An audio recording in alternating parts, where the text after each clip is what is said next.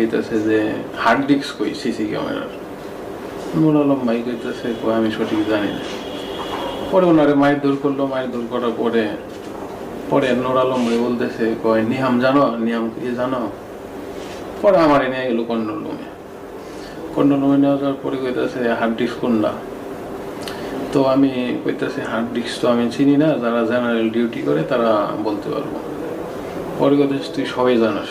অনেক বকাবকি করার পরে চেয়ারের উপরে বসাইয়া গলায় ছুরি ধইরা আর পেটের উপর ছুরি বসাইয়া বলতেছে বলবি না জব করবো।